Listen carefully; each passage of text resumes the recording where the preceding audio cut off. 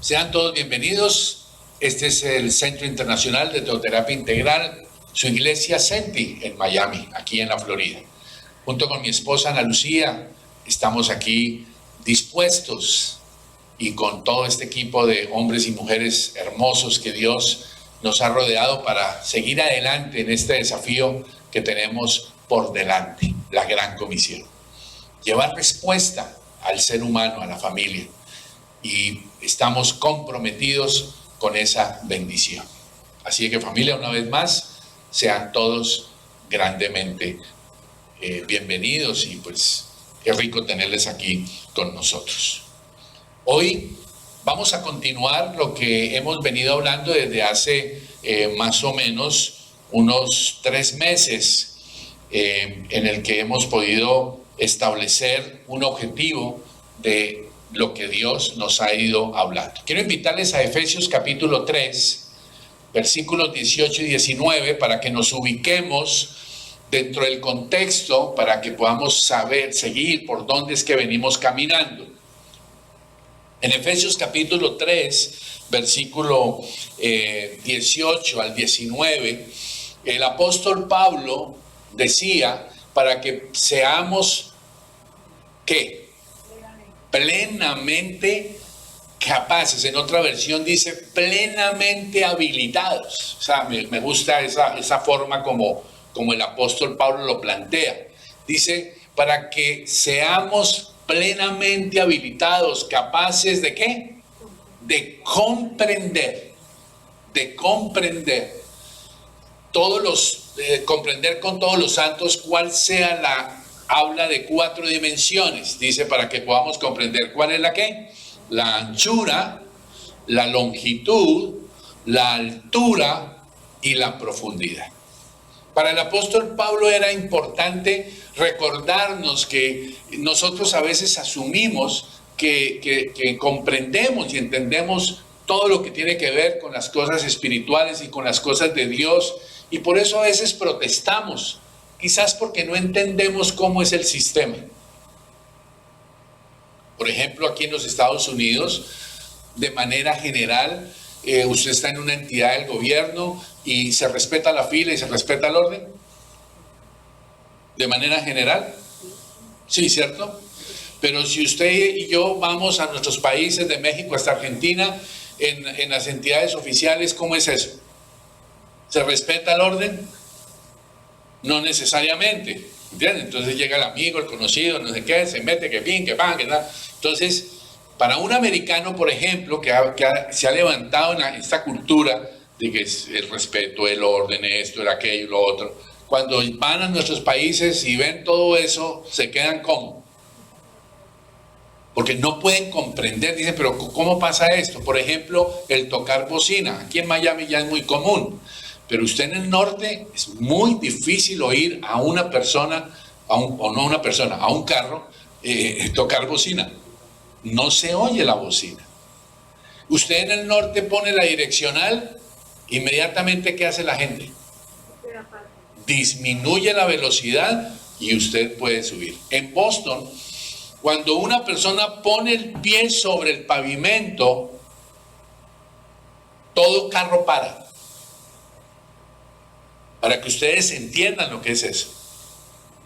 O sea, una persona se baja de la acera y pone el pie en el pavimento, usted viene, usted tiene que parar.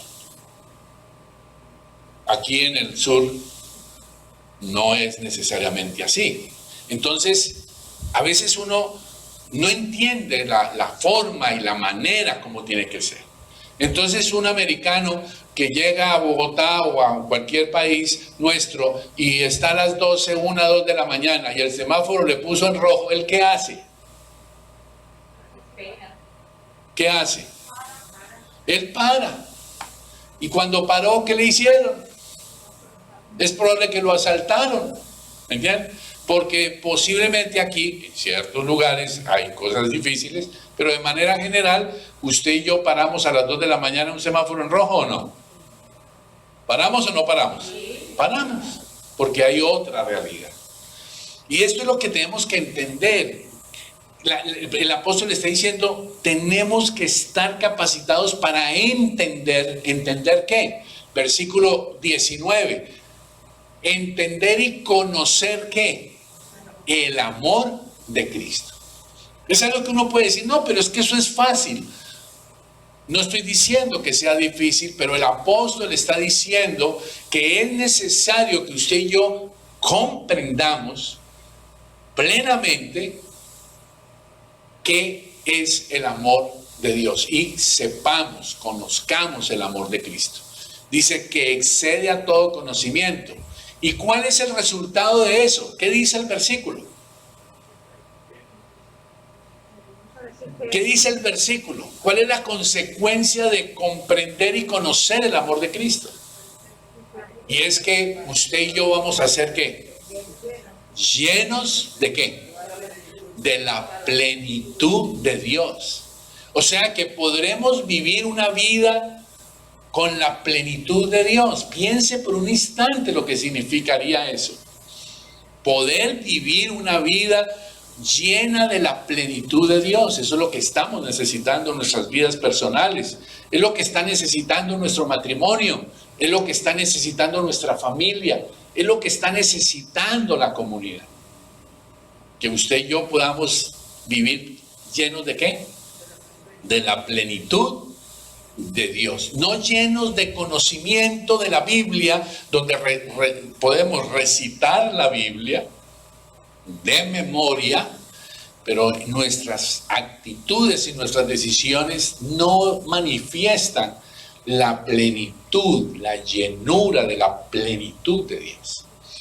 La palabra de Dios garantiza que usted y yo podemos experimentar la plenitud de ¿qué? De la llenura de la plenitud de Dios. Es un desafío espectacular. Piénselo por un instante. ¿Por qué la vida cristiana se vuelve un desafío espectacular? Porque tengo la posibilidad, por el Espíritu Santo, de ser lleno de la plenitud de Dios en mi vida. Por eso es importante, y esto hemos venido hablando. Entonces, hemos planteado 4 dimensiones. Don Beto, ayúdeme ahí con la siguiente diapositiva. ¿Se acuerdan que la hemos venido trabajando? Entonces, con esta figura que hemos planteado, hemos aplicado esas 4 dimensiones: anchura, longitud, altura y profundidad, y hemos venido desarrollándolas. ¿De qué hablamos que es la anchura? ¿Qué dijimos que era la anchura? Dijimos que era la gracia de Dios. Y hablamos buen tiempo sobre lo que es la gracia de Dios. Para comprender eso, comprender la gracia de Dios. Después vimos la longitud. ¿Qué dijimos que la longitud a qué correspondía? Correspondía, ¿qué ven ahí? A su misericordia, lo ancho y lo profundo.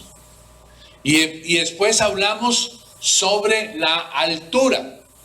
¿Qué dijimos que era la altura? Su perdón, su amor. Y ahora, en cuarto lugar, ¿qué nos corresponde? Nos corresponde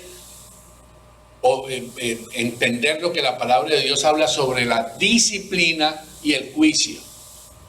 Ahora, uno mira los 4 y dice, ¿todos queremos la gracia de Dios?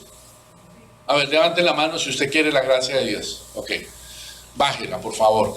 ¿Usted quiere la misericordia de Dios? ¿Usted necesita la misericordia de Dios?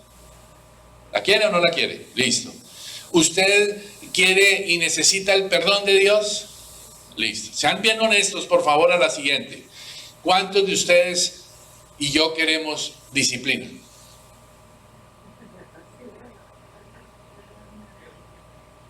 ¿Y cuántos queremos juicio?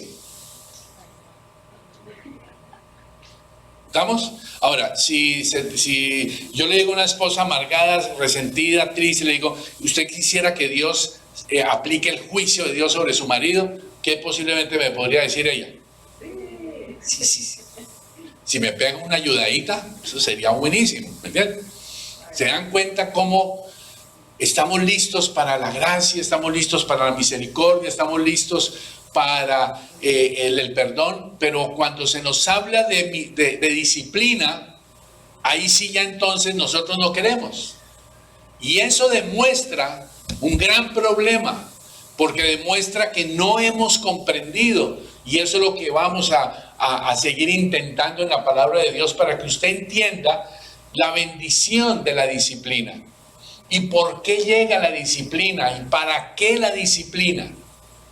Y eso es lo que vamos a trabajar. Hasta el último domingo, hace 8 días, pues tuvimos la vigilia, perdón, y hemos venido trabajando ese tema. Así es que, familia, vamos a seguir en esto. Ahora, toda esta manifestación del amor de Dios, usted lo mira ahí, la gracia de Dios, la misericordia de Dios, el perdón de Dios y la disciplina de Dios, ¿obedece a qué?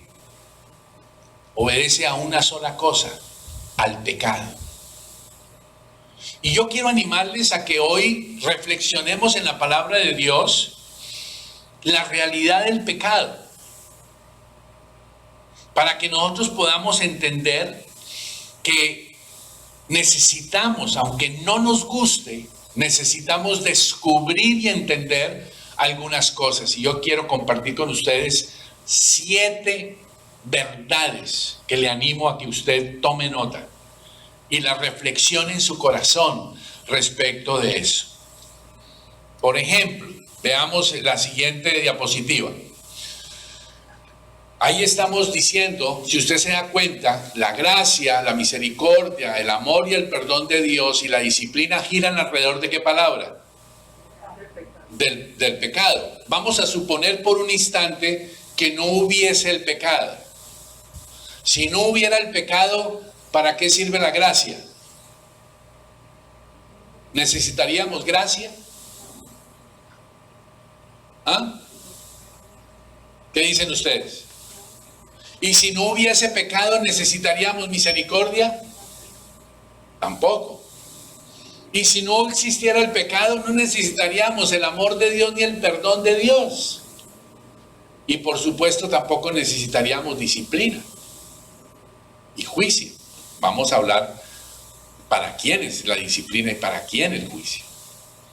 Y de la misma forma, siguiente diapositiva, dése usted cuenta que uno cuando mira en la palabra pecado, hay ciertas palabras que están allí alrededor que tienen colores diferentes, que son, por ejemplo, el quebrantamiento, el otro la disciplina, el castigo, el juicio. ¿Quién de nosotros anhela esas 4 cosas? ¿Estamos? Si yo se lo pongo un poco más sencillo, yo le pregunto, ¿usted qué escoge? ¿Entre ser bendecido o ser quebrantado? ¿Usted qué escoge? Vamos a ser bien sinceros. ¿Ser qué? Y nos estamos perdiendo lo mejor. Porque no hemos entendido por qué es necesario el quebrantamiento. Y eso es lo que vamos a trabajar. Y ese es el gran inicio de muchos problemas que tenemos aquí en nuestra iglesia en Miami Centro. Por una visión equivocada de lo que la palabra de Dios tiene para usted y para mí, el plan de Dios. Y yo les quiero animar a que veamos la bendición del quebrantamiento. Veamos la bendición de la disciplina para los hijos de Dios. Ya los otros 2 no son para los hijos de Dios. El juicio y el castigo es para el no cristiano. Pero usted y yo somos responsables por lo que le pase a ese no cristiano. ¿Y por qué nosotros tenemos un cristianismo fácil y cómodo? Porque a usted y a mí nos han dicho, y yo lo he dicho, venga, Dios le ama, desea darle una vida con propósito, reciba a Cristo y venga, que Dios lo va a bendecir y lo va a prosperar y todo lo que usted pida Dios le va a dar. Ese es el lenguaje que hemos hablado, ¿sí o no? Pero no hablamos el evangelio completo. Eso es real, pero está incompleto. Porque la palabra de Dios habla de la necesidad de ser quebrantados. Todos necesitamos ser quebrantados. Y todos necesitamos ser aplicada la disciplina de Dios, aunque no nos guste. Y el pecado que hemos cometido es, los pastores, o al menos hablo por mí, es que nosotros, de buena fe, solo les hemos llevado a ustedes a hablarles de una sola parte del evangelio.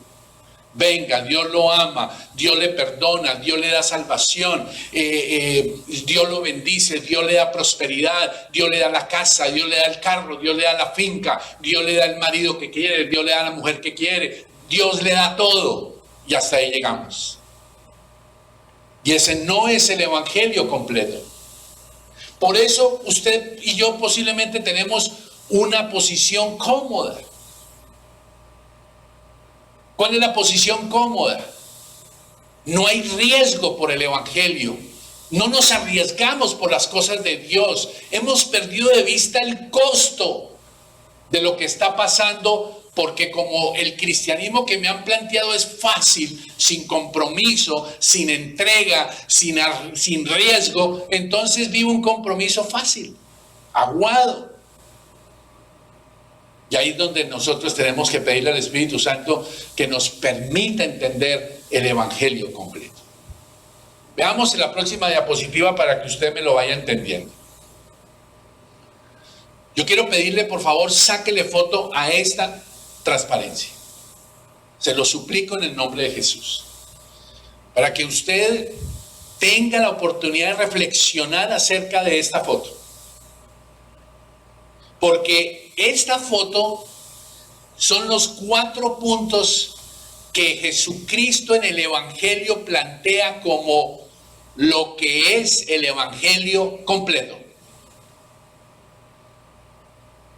Y yo quiero animarle a que usted se dé cuenta hasta dónde hemos llegado. Son 4 puntos. Jesús hace el desafío. ¿Qué es lo primero que le dice a una persona? Venga a mí. Es decir, cambie de rumbo, cambie de dirección. Eso ya es un primer gran desafío. Después, ¿cuál es el desafío? El segundo desafío es renuncie a todo. Y ahí comenzaron los problemas. Y ahí empieza usted y empiezo yo a patinar. Por favor, una aclaración. Cuando yo hablo de que usted está en el pecado, no lo estoy acusando. Simplemente le estoy ayudando a reflexionar. Me estoy incluyendo yo. A veces hablo en primera persona, a veces hablo en primera del plural, o a veces hablo en la segunda del singular. Le hablo a usted para reflexionar, pero me estoy incluyendo. Recuerden que el más necesitado y el más pecador aquí soy yo. ¿Estamos, familia? No lo tome como algo que yo le estoy diciendo a usted, sino que el Espíritu Santo nos está llevando a entender. Entonces, el Señor nos dice, venga a mí, primer punto. Y algunos estamos viniendo. Ya vamos a ver ahorita qué dice la Biblia, qué sucede. Pero para el segundo punto es renuncia a todo. Y ahí empieza el problema. Y ahí es donde muchos empiezan a preocuparse y a ponerse incómodo, porque ¿cómo así que si yo quiero ser cristiano tengo que renunciar a todo? Y entonces, ¿cómo así? Tengo que renunciar a mi papá, tengo que renunciar a mi mamá, tengo que renunciar a mis hijos, tengo que renunciar a la plata, y ahí es donde muchos comienzan a tener problemas. Cada vez que Jesús hizo un desafío de que lo siguiera a alguien, o cada vez que alguien le dijo a Jesús, yo te voy a seguir, Jesús los desanimó y les dijo cómo era la cosa para seguirlo a él. Y ahí es donde viene el tema, renunciar. Y créame, el más problema suyo y mío no es tanto renunciar a posesiones, aunque para algunos es muy difícil, pero es renunciar al pecado, por ejemplo. renunciar al egoísmo, renunciar a la necedad. Y entonces no pasamos del primero, nos quedamos en el venga a mí. Ahora lo explicamos. ¿Cuál es el tercer paso? Además de que hay que renunciar a todo, y dije todo, no algunas cosas, sino todo, ¿qué hay que hacer? Hay que tomar una cruz y subir y morir. Hay que morir en una cruz. Usted literalmente debe morir a sus caprichos, a sus objetivos, a sus planes. ¿Cómo así? Yo tengo mis planes, ahí está el problema. No son los planes de Dios, son los suyos. Pero ¿y por qué Dios no me deja dar mis planes? Dios tiene mejores planes para usted y para mí. Y ahí empieza la pelea en nuestro corazón. Es mi estilo, son mis planes, son las cosas que yo conseguí. Llevo años pagando esta casa. ¿Cómo? Bueno, el Señor está diciendo, no ame su casa, renuncia a ella. No está diciendo, vaya necesariamente y véndala. No es eso. Su trabajo. Ay, que tengo que renunciar al trabajo. No es que deje de trabajar, es que usted le ha puesto a su trabajo en un lugar que no le corresponde. Usted ha puesto su trabajo, ha puesto su esposo, ha puesto su esposa, ha puesto el carro, ha puesto la casa, ha puesto sus hijos, ha puesto a su papá, ha puesto a su mamá. Por eso el Evangelio dice, el que no aborrece a padre, madre, hijos, esposo, esposa, ¿no qué? No es digno de mí. Y entonces la vida cristiana comienza a enfrentarse uno a desafíos, decir, wow, no es solo vengo, tengo que renunciar, fuera de eso tengo que morir. Y será de la única forma en que usted pueda tener ¿qué? ¿Cuál es el último punto? Fruto.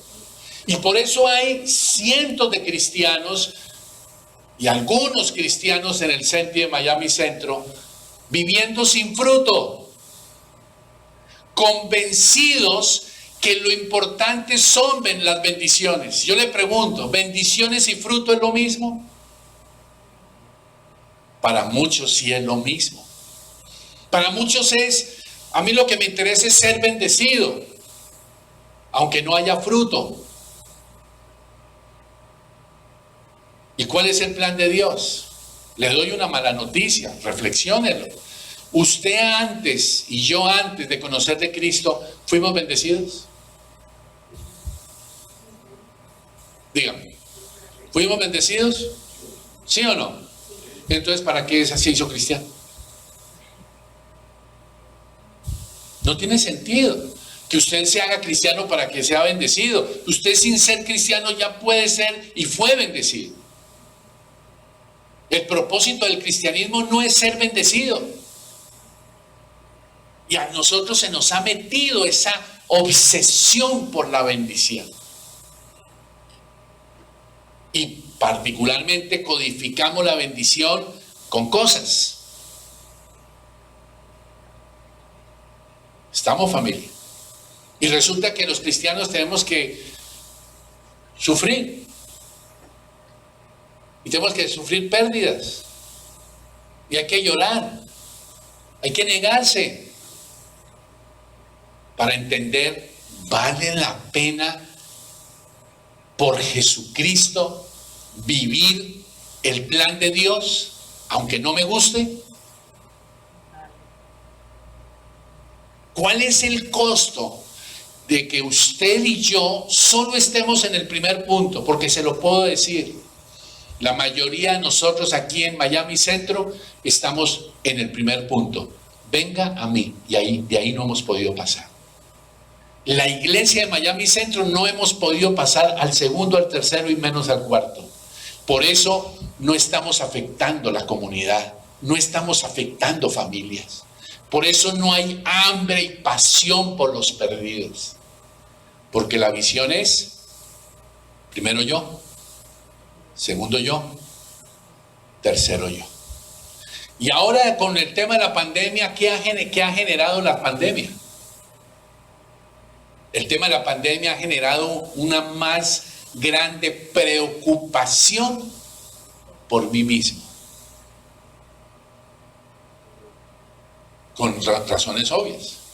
O sea que nos ha vuelto más ¿qué? Más egoísta. ¿Entiende? Quizás usted entienda que el hecho de venir y el que usted le pueda dar un toquecito a alguien, antes le da un abrazo, ese abrazo es muy importante para más de uno. Pero este es el evangelio completo. Y yo le pregunto, ¿cuál es su fruto? Ahora, si usted me dice, el fruto que tengo es que tengo una casa paga, yo le quiero decir, eso no es fruto para el Señor. Pero yo trabajé honradamente 50 años pagando la casa y fue un sacrificio, sí, pero eso no es para la obra de Dios. Cuando digo para la obra de Dios, es para los propósitos de Dios, no estoy diciendo que sea para el Senti. Es que he sido un buen esposo, eso no es lo que Dios necesariamente quiere. Afuera hay gente sin Cristo que son mejores esposos que yo. Es que yo soy un buen hijo. Jesús dijo, lo que teníamos que hacer, siervos inútiles somos, lo que teníamos que hacer. No, Jesús no lo dijo, sino en el Evangelio se plantea, lo que teníamos que hacer, eso hicimos, siervos inútiles somos. O sea que yo les quiero animar, familia. Yo les dije a ustedes hace 15 días que íbamos a entrar en terreno de turbulencia, ¿se acuerdan? ¿O no les dije a ustedes eso? Creo que sí les dije. Y les dije, pongámonos los cinturones, porque lo que vamos a trabajar ahora es la disciplina. Y aquí va a empezar a chocar muchas cosas. Y de pronto usted va a empezar a enfrentarse y decir, wow, esto es el cristianismo, yo no sé dónde estoy metido entonces. Y usted va a tener que empezar a replantear a qué es que Dios lo ha llamado. Y eso es un desafío. Es como cuando usted se casa y vive sus primeros 5 o 10 años de casado viviendo como soltero. Entonces usted sigue saliendo con sus amigos solteros, usted llega a las 5 de la mañana, usted va y toma trago, usted va y pasa amistades con la gente de afuera y esto, y usted está casado pero vive como soltero. ¿Hay gente así o no? Pero un momento, ese hombre o esa mujer tiene que parar y reflexionar y decir, a ver, un momentico, ¿qué es esto del matrimonio? No puedo seguir viviendo así como soltero, porque ya estoy casado. Y ese hombre le decimos de chiste a la mujer, ¿no? Es de chiste, pero en serio. Tranquila, mijita, la casa es usted. ¿Entiende? Tenemos una visión equivocada del matrimonio. Entonces tengo que reflexionar para decir, a ver, un momentico, ¿qué es lo que la Biblia plantea acerca del matrimonio? ¿Qué es lo que dice la Biblia acerca del matrimonio? Y estoy dispuesto a sujetarme a lo que dice la Biblia acerca del matrimonio. ¿Qué es lo que dice la Biblia respecto de morir? ¿Qué dice la Biblia respecto de mi vida sexual? ¿Cómo es eso? ¿O es que no, mi vida sexual es mi vida y nadie tiene por qué meterse en mi vida sexual? Bueno, eso en cierto punto es cierto. Obvio. Pero usted no puede sacar a Dios de ese tema. No, yo manejo mi plata como quiero. Sí. Pero si usted es cristiano, no puede manejar la plata como quiere. Y cuando le digo no puede, no es prohibición.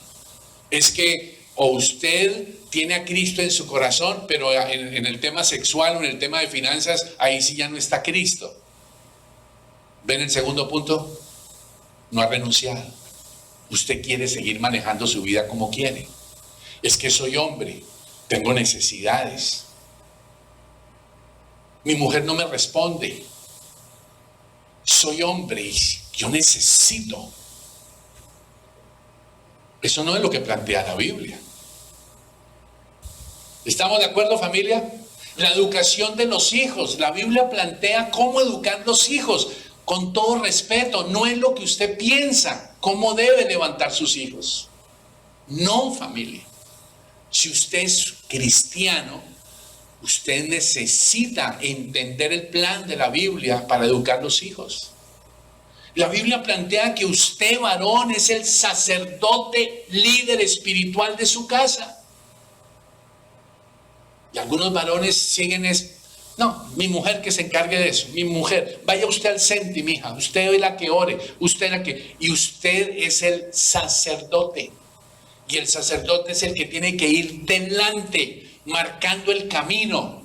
Son sus hijos que lo deben ver a usted ayunando. Son sus hijos que lo ven a usted viendo, estudiando la Biblia. Es usted, papá, el que tiene que enseñarle la Biblia a sus hijos. Cuando digo tiene, cuando digo, ¿cuál es la otra que digo? O sea, no es de obligación, sino de responsabilidad. Porque un cristianismo, para vivirlo cada 8 días en la iglesia, 2 horitas, yo te quiero y yo te amo, y después nos vamos y hacemos y deshacemos, no tiene sentido. Y quiero invitarles a que vayamos entonces a la Biblia. Lucas capítulo 15. Lucas capítulo 15, desde el versículo 11 al 24. Yo quiero animarle a que trabajemos y veamos a estas 7 enseñanzas. Y también vamos a estar con Segunda de Samuel, capítulo 11.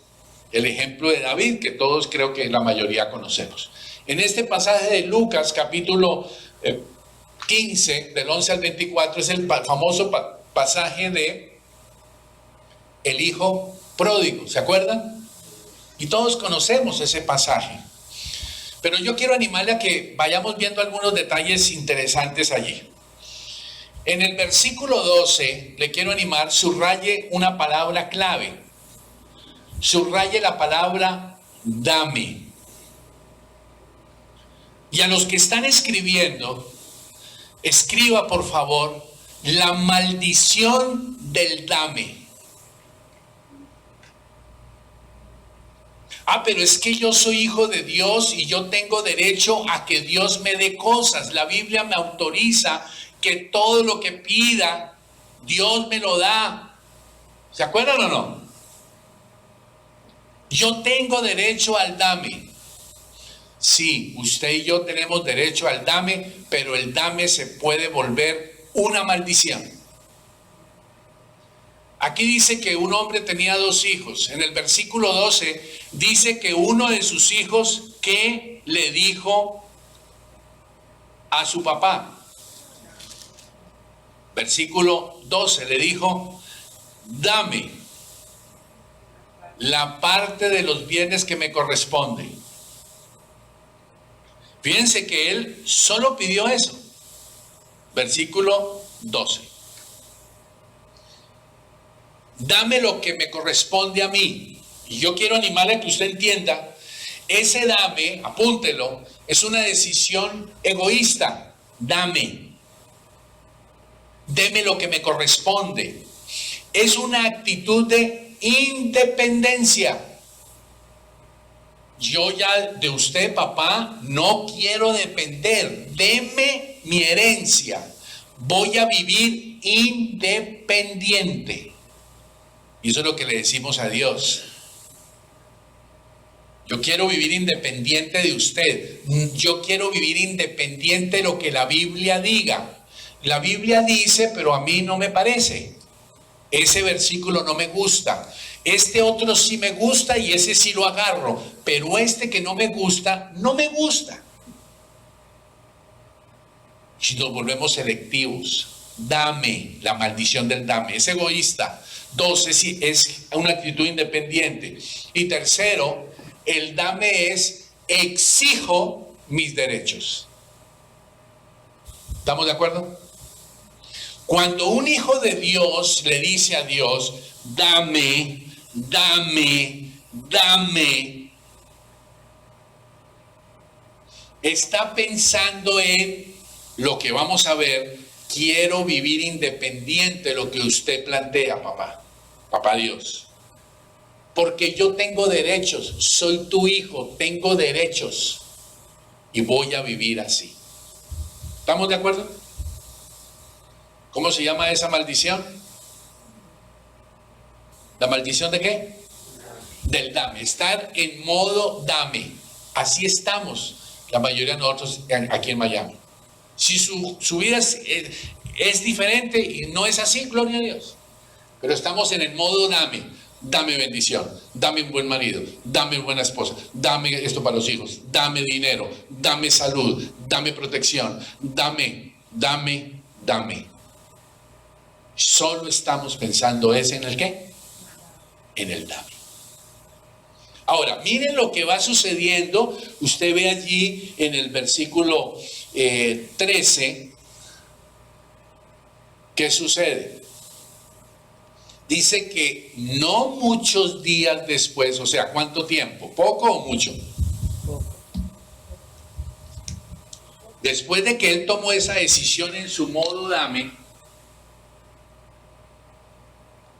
la palabra de Dios dice que este hombre toma otra decisión. ¿Cuál es esa decisión? Dice, versículo 12, léalo despacito, se fue lejos. Yo le pregunto, cuando él le pidió a su papá el dame mis bienes, ¿era para irse? ¿Era para irse lejos? ¿Ah? No, eso no era lo que él estaba pensando. Él lo que estaba pensando era, quiero mis cosas, deme mis recursos, quiero vivir independientemente, no quiero depender de usted, yo quiero vivir mi vida como yo quiero. Pero días después toma la siguiente decisión. ¿Cuál es la siguiente decisión? Me voy, me alejo. Yo quiero que por favor, primer punto de los 7, 1, la maldición del dame, ya se la expliqué. Segundo, la decisión de pecado pronto te aleja de Dios. Es una consecuencia inmediata. En el versículo 13, usted lo ve allí. Se fue a una provincia apartada. Piense qué haríamos la mayoría de los padres cuando un padre viene a un hijo y le dice, deme mi herencia en vida. Póngase usted un instante como papá, que su hijo viene y le dice, papá, necesito mi herencia, me corresponde, soy hijo suyo, necesito mi herencia. ¿Cómo reaccionaría un papá frente a esa situación? ¿Qué diría? Qué bueno, hijo, sí, te voy a dar la herencia. ¿Usted cree que haría eso? Lo mínimo que un papá haría es ¿qué? Decirle que no, y después de que el pelado pelee, no sé qué, lo más seguro es que le diría, ok, yo le doy la herencia, pero apenas yo le doy a usted la herencia, usted se larga. Porque usted no quiere ser hijo, usted no quiere vivir acá, usted no quiere vivir dependiente, usted quiere hacer lo que quiere, usted quiere su plata, quiere su fortuna, chao. Sin embargo, Dios no hace eso. Dios le repartió los bienes, le dio su herencia, pero no lo echó. ¿Quién fue el que se fue? El que se fue el hijo. Para que usted se dé cuenta. Apunte el tercer asunto que le quiero enseñar esta noche. Pecado genera más pecado. ¿Cuál fue el primer pecado de este hijo? Su egoísmo, vivir independiente y reclamar sus derechos. Cristiano que viva en esa dimensión nunca verá la gloria de Dios.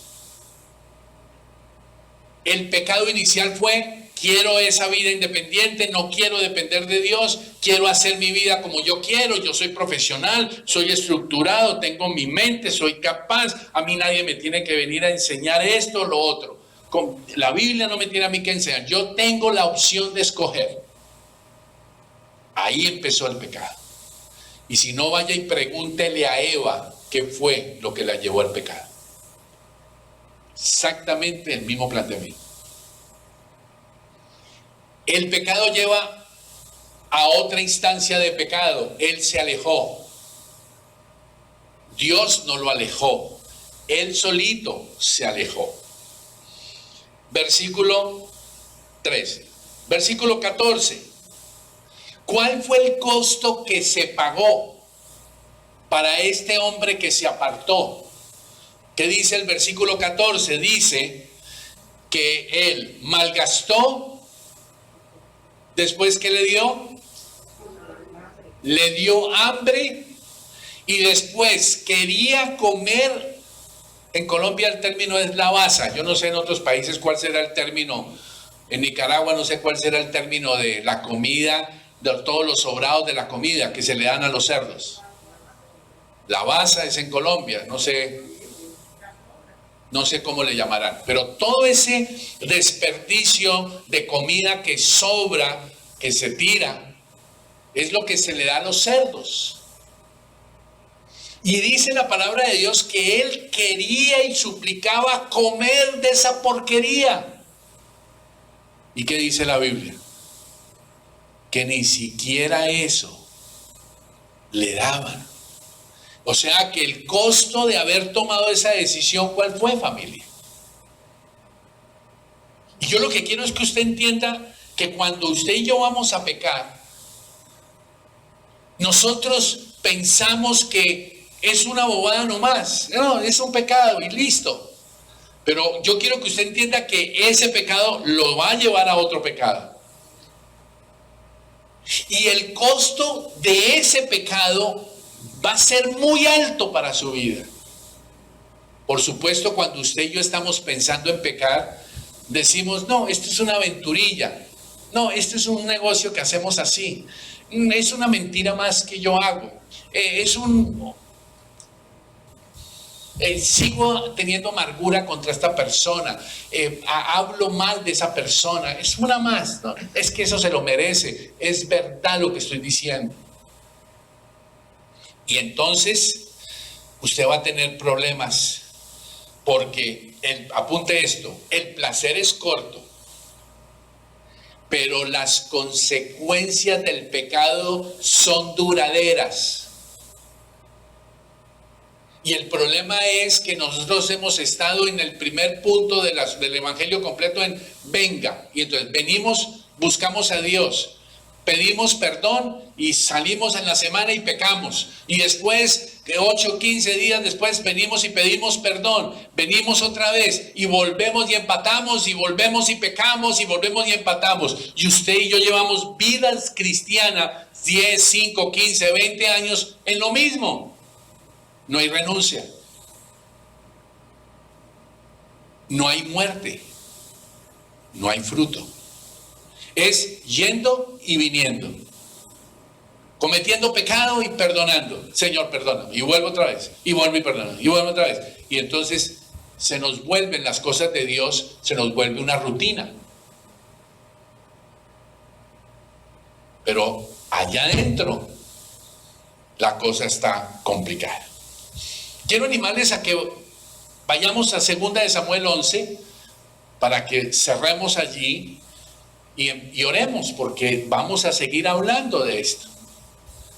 Quiero animarle a que usted revise. Yo no quiero correr con esto. No quiero llenarle a usted de versículos y de cosas. Yo quiero animarle a que usted hoy se vaya de este lugar reflexionando sobre esos 4 puntos del evangelio completo y usted pueda decir: ¿dónde estoy?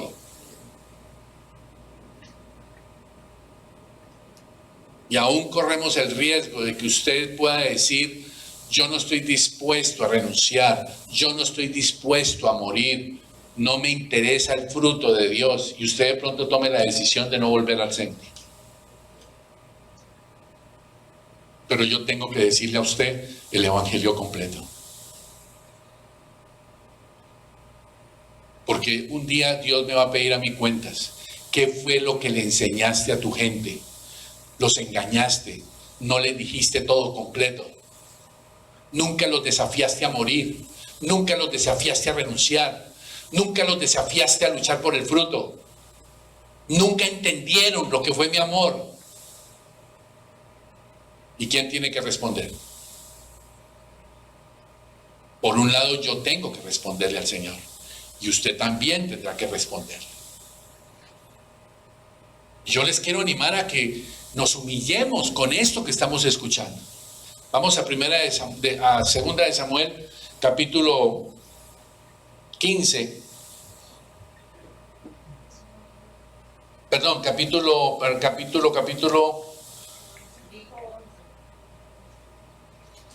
Perdón, aquí lo tengo, ya les digo. Segunda de Samuel, capítulo 11. Ustedes conocen la historia del pecado de David con Betsabé, pero quiero que usted se dé cuenta cómo comenzó todo en el detalle. Miren, acompáñenme, ¿ya lo tienen allí? Dice en el versículo 1: aconteció al año siguiente, en el tiempo que salen los reyes a la guerra. ¿Cuál era la responsabilidad de los reyes en ese momento? Ir a la guerra. David hace algo. Miren lo que hizo. David, ¿qué hizo? ¿A quién envió a la guerra? Envió a otro. Es decir, ¿él qué hizo? ¿Cuál era su responsabilidad? Ir a la guerra. ¿Cuál es su responsabilidad, esposo? En su casa, en su hogar. Ser el sacerdote. Ir adelante en la guerra. Pero lo delegó. ¿En quién? En la esposa, en la iglesia, en el colegio, en la escuela. Ya me educan al hijo. Su responsabilidad era ir a la guerra y él no fue. Pónganle cuidado. Pregunto, ¿es eso pecado? Pregunto, ¿es pecado o no? Pero yo soy el rey. Yo tengo la oportunidad de no ir, no voy. ¿Es pecado o no es pecado? Sí. Es pecado. Porque era su responsabilidad. Miren el detalle. Final del versículo 1. ¿Dónde se quedó David? Se quedó en Jerusalén. Es decir, una sencilla responsabilidad que tenía, no la cumplió. No la cumplió. Y eso parece ser algo que no es importante. ¿Cuál es el problema de no ir? ¿Cuál es el problema de no ir en el caso espiritual? ¿Cuál es el problema de no asistir a una pastoral? ¿Cuál es el problema de no ayunar? ¿Cuál es el problema de no asistir a un devocional? No, yo le pregunto, ¿cuál es su responsabilidad? ¿Es su responsabilidad buscar a Dios o no? Le pregunto, yo solo le pregunto, ¿qué dice la Biblia? ¿Es una opción que usted busque o no busque a Dios? ¿Es opción? De pronto para usted dice, sí, no, pues ¿a mí quién me va a obligar a orar? ¿Por qué me van a obligar a orar? Es una opción, yo no oro. Es una opción, yo no ayuno. Es una opción, yo no perdono. Es una opción, no diezmo. Es una opción, yo no evangelizo. Es una opción, ¿por qué voy a bendecir a mi suegra? Y tenemos todas las razones para no bendecir a la suegra, para no diezmar, para no evangelizar, para no sentarse con los hijos, para no enseñarle a los hijos y para no orar. trabajo hasta muy tarde, estoy cansado, duermo mal, es muy temprano, todas las razones. Y usted y yo lo tomamos como algo ¿qué? Opcional. Claro, nosotros desde el CENTI no le ponemos a usted que es una obligación. No, pero es una ¿qué? Responsabilidad. Y esta fue la responsabilidad que David no cumplió. Y miren lo que pasa. Sucedió un día, versículo 2. ¿Qué sugiere el sucedió un día? Ese sucedió un día significa que entre muchos días que pasaron, David fue a trabajar a la guerra o no fue a la guerra. No fue a la guerra. No solo fue cuando un día, sino que fueron 2 días, 3 días, 4 días, 5 días. Y así usted y yo vivimos. No asumimos la responsabilidad. Porque es una opción. A mí nadie me va a obligar. Pues claro, Dios no lo obliga, menos nosotros. Pero yo tengo que responderle a Dios por mi mujer. Nadie me tuvo que llamar a decirme a mí, Manuel, usted tiene la obligación de atender a su esposa en sus 6 meses de cáncer. Nadie me llamó a decirme es una obligación. No, es mi responsabilidad. Punto. Nadie tiene que decirme su obligación, tiene que ir el domingo y usted tiene que predicar y usted tiene que hacer pastoral. No es mi obligación, no, es mi responsabilidad. Y aún insistirle a usted, aunque yo lo invite a pastoral y usted no quiera, si es que ese es el caso. O no le interesa, o no es su prioridad, o no lo ve importante, o le da vergüenza, se siente intimidado, bueno, no sé lo que sea. Pero es mi responsabilidad, tengo que hacer lo que la Biblia dice. ¿Qué hace un pastor con las ovejas? Aún a aquellos que se han aislado por la pandemia, hemos respetado todos estos 8 meses, un año, el no visitarles. Ahora quiero visitarles y ya les estoy escribiendo. Respeto su aislamiento, pero quiero ir a visitarle. Vamos a ver si es posible, si no, no se sienta obligado. Pero es la responsabilidad que yo tengo. Para que usted se dé cuenta qué pasó. Él comenzó un día, al caer la tarde, se levantó de su lecho. Pregunto, ¿qué estaba haciendo David a las 4 o 5 de la tarde? Durmiendo. ¿Por qué estaba durmiendo a las 4 de la tarde? ¿Qué andaba haciendo en la noche? ¿Por qué andaba trasnochado? Andaba pereceando en la tarde. Y andando pereceando en la tarde, siga leyendo para que usted se dé cuenta. ¿Cómo comenzó? ¿Con qué pecado comenzó? No voy a la responsabilidad. Punto. ¿Cuál es el problema? Día tras día, no fue, ya es sistemático. De pronto, durmiendo en la tarde, echado en la cama en la tarde, sigue, segundo pecado, se llama pereza. Y eso que David no tenía WhatsApp, ni tenía internet, ni tenía Netflix. Después de eso, ¿qué hace? Que de pronto, en el ocio, pecado, no estar haciendo lo que debe hacer, agarra y mira por la ventana y ve a una niña, a una señora, bañarse, obviamente desnuda. Y la pregunta es, ¿y por qué la señora dejó la ventana abierta? Y entonces, si David hubiera estado cumpliendo su responsabilidad, no hubiera tenido ese problema. Y dice la Biblia, léalo ahí, que David vio que estaba paseándose por el terrado y vio que había una mujer que se estaba bañando y era muy hermosa, y él entonces sigue con el punto siguiente del pecado. Pregunto, él cuando él dejó de ir a la responsabilidad, ¿estaba pensando en Betsabé? No. Pero se dan cuenta cómo comenzó una responsabilidad, después la pereza, después el ocio, después sale y ve a la vieja bañándose.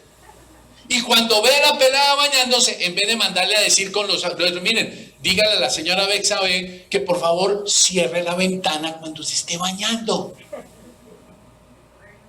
No, ¿qué dice? A ver, ayúdeme a decir, ¿qué dice allí? Envió David a preguntarle por aquella mujer. Él lo llamó a decirle, mire, por favor, pregúntele que por qué deja la ventana abierta, se va a resfriar. No, mandó esa preguntar por ella. ¿Y después qué hizo? ¿Qué dice ahí? ¿Qué hizo? Versículo 4, vino a él, durmió con ella. Y fíjense, ¿quién llamó a quién? ¿O él fue a visitarle a la casa a la señora? Le dijo, venga, ¿y ella qué hizo? Ah, pero yo soy casada. La señora no se acordó que era casada. El rey está llamando, imagínense, ¿cómo le digo un no al rey? Y entonces por el otro lado ella, también en su proceso, deja la ventana abierta. Y yo le puedo asegurar que ella dejó la ventana abierta en un descuido, pero después ella entendió que allá estaba el rey mirando y eso le gustó a ella. Y cuando él la mandó llamar, ¿qué problema puso ella para ir donde el rey? Y cuando él se acostó con ella, fue presionada con un revólver en la cabeza. Bueno, en esa época no había revólveres. Luego, ¿ella qué quería? Fue cada paso, se da cuenta. Y si usted mira la triste historia, ya el tiempo se me acabó. Vamos a seguir. Después de eso, David, ¿qué hizo? La embaraza. El marido de esta mujer está en la guerra dando su vida por él. Y entonces él lo manda a traer. Y el pensado de David, porque así es el pensado suyo y mío, tapamos, solucionamos esto. Hago que él venga. Lo primero que un soldado hace cuando llega a donde su mujer es tener sexo, se acuesta,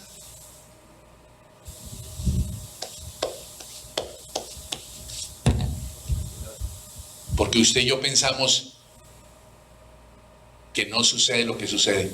Todo sale a la luz. Su pecado y mi pecado, todo sale a la luz, tarde que temprano. ¿Y después qué hizo? Venga y acuéstese con su mujer. ¿Y qué hizo el tipo? Dijo, no, yo no puedo ir a tener sexo con mi mujer porque hay un pueblo que está dando una guerra y tengo un rey al que yo amo y defiendo. Soy leal a usted. Y no fue y se acostó con la mujer. Y después, ¿qué hizo David? Le dio trago, lo emborrachó para que borracho fuera y tuviera sexo con su mujer. Y el tipo no lo hizo. Y después tomó una decisión. Cínico. Le entregó al tipo una carta, a él mismo. Una carta que le decía al jefe de él que lo pusieran lo más recio de la batalla y lo asesinaran. Eso es ser uno muy cínico. Ni siquiera mandar a otro. A él mismo puso y le dijo, vaya, entregue la carta. Y al hombre lo asesinaron. Y cuando vieron y le dijeron, se murió, dijo, pues sí, eso es lo que pasa en las guerras. Se mueren, ¿qué hacemos? Y cuando, versículo, y ahí vamos a parar, versículo 12. Aparece el profeta, aparece el pastor. La función del pastor es bien complicada. Le dice, venga para acá, don David. Y David es un hipócrita. Y cuando el profeta le habla de un hombre que le quitaron una corderita y todo eso, ¿se acuerdan la historia? Y él sale y dice, ese hombre necesita y debe morir. Dijo, pues ese hombre es usted. ¿Se dan cuenta cómo comenzó todo? Cuando usted y yo comenzamos un pecado, va a venir el otro. Va a venir el otro. Va a venir el otro. Piénselo. Debemos pensarlo. Pedirle al Espíritu Santo que nos permita entender esto. ¿Por qué necesitamos entender esto del pecado? Estas leyes del pecado. Porque usted y yo tenemos la oportunidad de tomar decisiones a tiempo. Vuélvame a poner, Beto, para que terminemos. Bueno, sigue, dale adelante. Creo que viene lo del Evangelio completo. Ahí está. Estamos en el primer punto. Venga a mí. Venimos al Señor, pecamos, volvemos, pedimos perdón. Y la semana otra vez pecamos y volvemos y así vamos, y así estamos jugando, y así estamos. Venga a mí, pero no pasamos al segundo.